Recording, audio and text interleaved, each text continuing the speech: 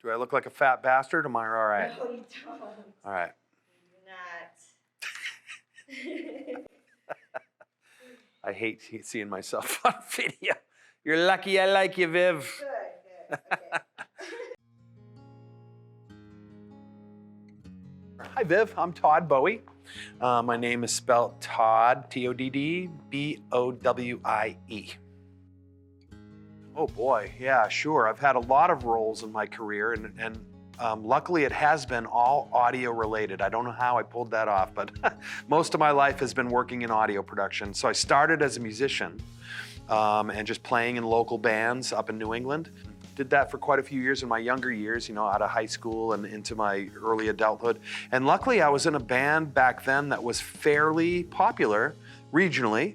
It was a band called Toys, and this was in the 80s. That band was formed in the late 70s, but I joined in the mid 80s after the band had been established a little bit. And it was a working rock band that did original music, and then we also did some cover music. We worked full-time. I was a full-time musician for about 2.5, almost 3 years with that group. And so that's where I really kind of learned, how to be on the road, all about just the gig lifestyle, about loading in the morning or in the afternoon, setting up, sound checking, venue, doing the gig at the venue, tear down and travel to the next. So that whole thing was really my life for the next few decades. Little did I know it at the time, but during that time, I started to really become interested in audio and sound, and really interested in live sound because I was on the stage performing, so I saw what sound was doing to the audiences we were playing for. We recorded a live album, and then we took those tapes and we went to a recording studio up in Portland, Maine, called Megaphone, and it was the first time I had stepped foot into a real recording studio. All right, so that was very impressionable for me. I really loved that process.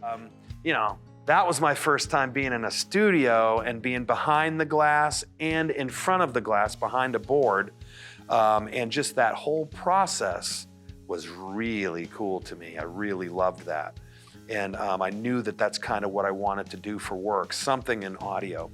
That band did pretty well, but it sort of fizzled out, and I had to kind of make a decision of what I wanted to do.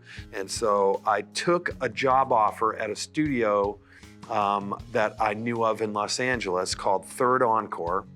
And I got a job at that studio as a sound engineer because I had kind of built some chops a little bit during my musician years. It was a rehearsal studio. And so bands would go in there to rehearse their tours or to rehearse performances at like the big TV shows in town, like Jay Leno's show. Jay Leno and Arsenio Hall was the big guy back in the 90s too. So whatever the LA talk shows were, bands would come in and they'd go and they'd do a performance on those shows. So we did a lot of that work. And that's where I really cut my teeth on mixing live sound, okay? Because we would have bands come in, it would just be the bands that came in, not their sound crews. And so we had all our own PA systems in the rooms.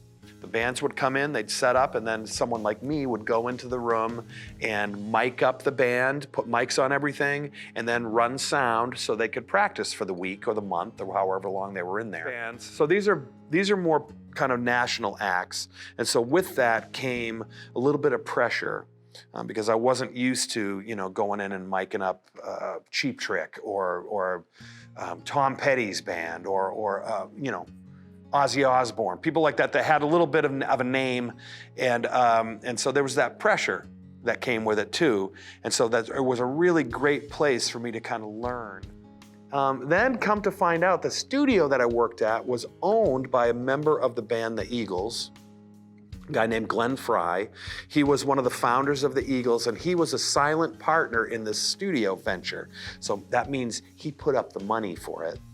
This other guy who was a friend of his ran it, and Glenn used it when he wanted to, but he kind of owned it, and it was an investment property, all right? So During those years, Glenn stored all his equipment there, and he would come in with his solo band and rehearse there. And I got to know him a little bit because I worked there and I was a day manager. And he knew about my time in New England playing, so he knew I played music, he knew I knew about guitars, he knew I knew about sound, so he offered me a job working for him on the weekends. I started to work as Glenn Frey's backline technician. That means I was the guy who took care of all his instruments, and I was the guy who tuned the instruments before a song and brought it out, and I was kind of in charge of Glenn Frey's backline equipment. And that job, I made more money in a weekend than the whole week at the studio, so I started to do that more often. And come to find out, Joe Walsh, who was another member of the Eagles, would come out as a guest of Glenn Frey's, and so I got to know Joe Walsh a little bit and help him out. And that's sort of how my touring career started. All right, from those relationships. The Eagles reunited a few years after that and did a record called Hell Freezes Over, which was their big 90s reunion album. And then they did a big world tour that lasted about 4 years. And then I also did studio work for Joe at home. So that was a long time I did that kind of stuff. It's funny, I enjoyed all of them. And a lot of them were age specific, okay? So when I was young, when I was in my 20s and I was performing music, I feel like I was young, I was strong, I had the stamina and the desire to live that kind of a life, which is, you know, you don't get much sleep. It's hard work, performing consistently and, you know, good performances takes a lot of talent and a lot of work. And so we were a good band. We were a really successful band.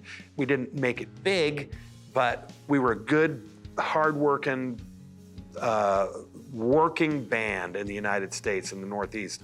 And I learned a ton from that, and I really loved that. When I think about it, I'm like, boy, those are my favorite years, you know, I'm thinking about it. And then I think about, well, I worked at the studio and I learned how to do sound, and I was working with all my heroes. I was meeting, you know, I met Paul McCartney, and I'm working with Ozzy one day, and the next day I've got, you know, the Pixies in this room and whoever in this room. And so it was like Whitney Houston over here and whatever over here. And so it was like that kind of pressure of these big name groups, but I was directly working with them. And so that was really impressionable and really cool. So I like to think maybe that was my coolest time of life, you know? Then I think of my backline years and touring, and I was in Japan and Australia and all through Europe, and I was seeing all these places, and that's kind of a hard work life, but I met some of the best friends I ever had in that time. And so maybe that was my favorite time of life, I don't know. Come full circle, I did all that, and I did a bunch of work after that in different capacities, but now I'm teaching. And so this is a different kind of satisfaction, you know, where I'm kind of taking all that knowledge and I'm passing it on to people that want to learn that stuff and kind of live that same kind of a life. And so this maybe is my best time, I don't know. I got a lot of satisfaction from some of those big shows, you know, where just people were definitely moved, and that's a good feeling when you feel like you've done something like wow, that was you know, that's something that someone's probably going to remember for a really long time. And so there's some satisfaction of that, and it's been that way with a lot of different jobs that I've done. Challenges? Yeah, lots of challenges. You know, it's not an easy life. Working a production job's not an easy life. Some you can make it easier on yourself, I think. At least my experience was made a little bit easier by relocating to a more of a music hub city where there's a kind of an overflow of work available, you know what I mean? That way I wasn't so stressed about work. I had more work than I could really handle. You know what I mean? So that's a different kind of busy, where you're so busy your work, and then you're kind of just tired from doing your work. You're not tired from being stressed from lack of work. And so that's kind of that trade-off. And so, but I did find that going to Los Angeles and starting to work in that industry is that time goes by really fast. And when you're doing something that you really love, it can have a way of sort of just consuming your life a little bit. And I found that's what was happening to me in Los Angeles during my time with the Eagles. I felt like I kind of had no life. And so I decided to retire from that and move on to other things. And that's how I kind of got led into some other avenues and ended up here. Yeah. Just the whole touring life is hard work, and it's kind of it takes a certain type of person to do that. You know, that's a good question. And I remember this very specifically, that when I started working for the Eagles and I started to do professional touring and audio work, I still felt a little green up until the Millennium concert, which was kind of the pinnacle of my time with the Eagles. That was the last time the original 5 members played together, because after that, one of the members got fired and they changed their lineup. And so that was kind of a pivotal show for them. And by that time, I had been working for them for about 10 years.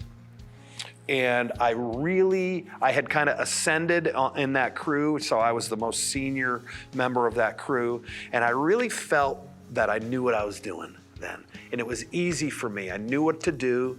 I knew how to call people to get the help. I knew how to delegate, all right? I might not have known everything, but I knew how to delegate to get the job done that I was responsible for. And I felt like I knew my shit at that point. And it was confirmed for me during those shows, because number one, they made a record from those shows. I really felt good about that. And the Eagles manager, Irving Azoff, stood next to me those nights and told me it was the best he had ever heard them play and sound.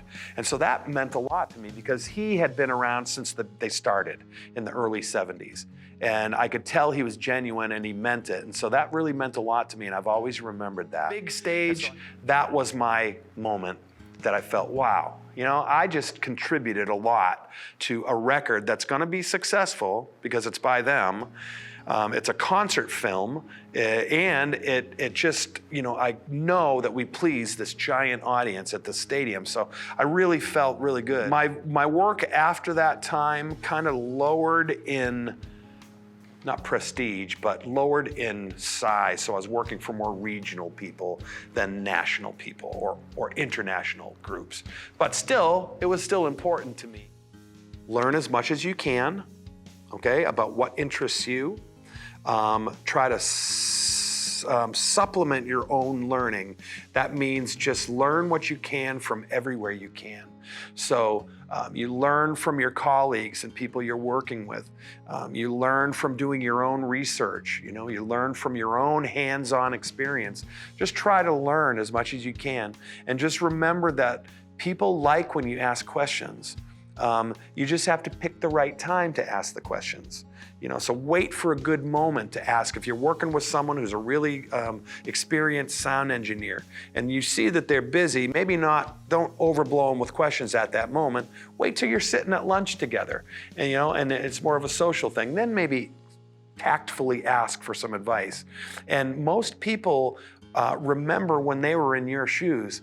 And they respect that you're asking questions, that you're trying to learn. And so they'll help you, you know? And always remember this, that I went through a lot of stress in my life thinking, oh, I don't know that. You know, I don't know everything about everything. I'm gonna fail. No, that's not the case. No one knows everything about everything.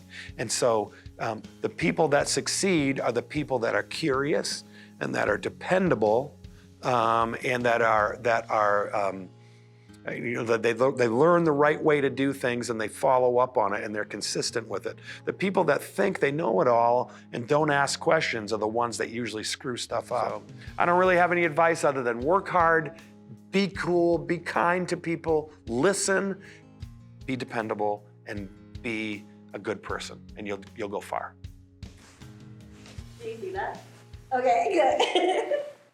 All right, well, All right. we're done.